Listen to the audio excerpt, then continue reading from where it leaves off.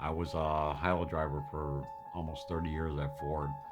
And from all my backwards driving, we always assumed the pain in my right shoulder was from using the one hand to turn the steering wheel back, driving backward.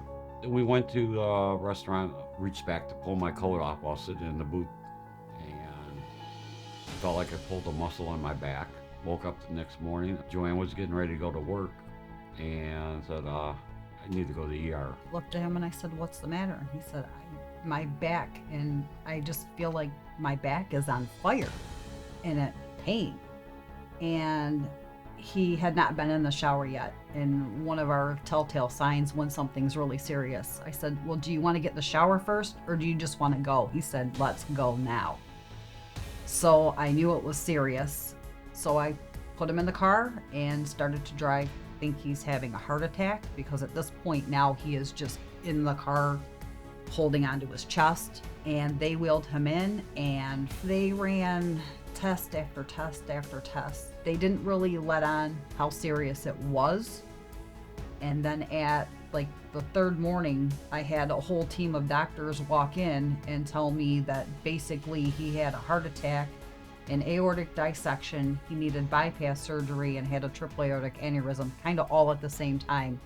And they had no capabilities to deal with all of that at one time, and that to send him to Henry Ford would be the best option to save his life. Ivan is a very complex case, and his case highlights what we can offer at Henry Ford that other places can't.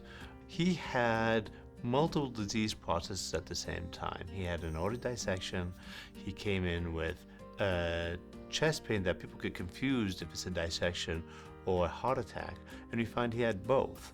He also had a very complex infrarenal abdominal aortic aneurysm, and then becomes a little bit of who goes first.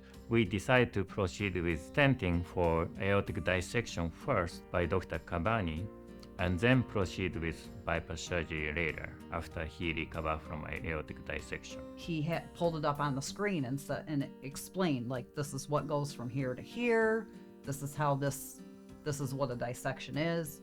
We're going to go in and fix that. So we put in an endovascular stent, which is basically a piece of fabric that is supported by metal to help it self-expand.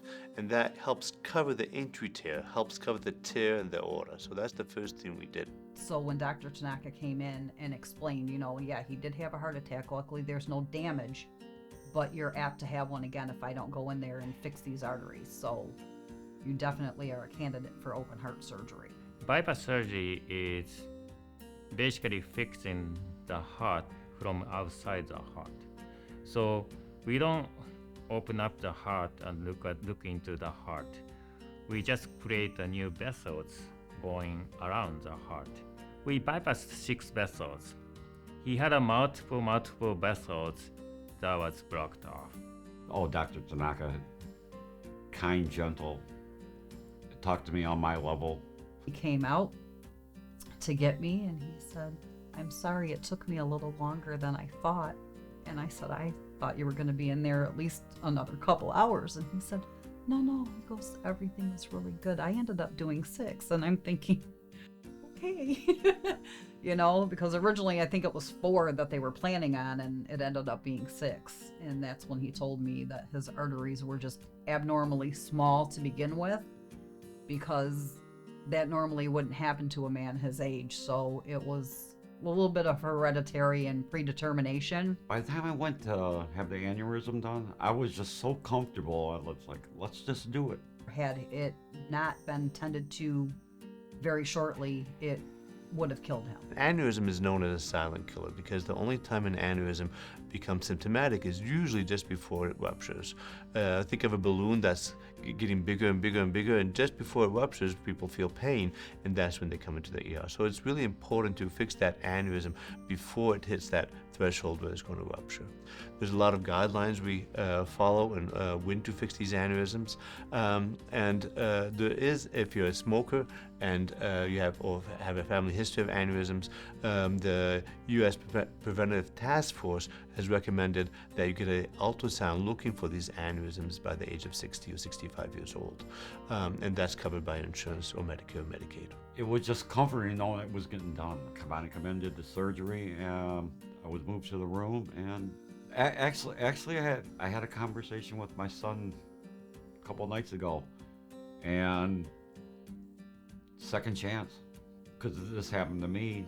He's getting checked out. My grandfather died at a young age, and back in the 60s. With an aneurysm, about 20% of aneurysms have a hereditary component, and it's very important that we test your children and your first of kin to make sure they don't have any aneurysms either. Ivan's prognosis is excellent. I think he came in with a very complex disease. We were able to do part of that using catheters and wires and stents, and part of it needed an open operation. The catheters and wire stents is with the vascular part, and the open operation with Dr. Tanaka was the open coronary bypass. But we fixed his heart, we fixed his dissection, we fixed his aneurysm. He has a very, very good prognosis. Everything they told him to do in rehab, he did. So I think he recovered faster because he did everything, but he was also in really good shape prior to any of this happening.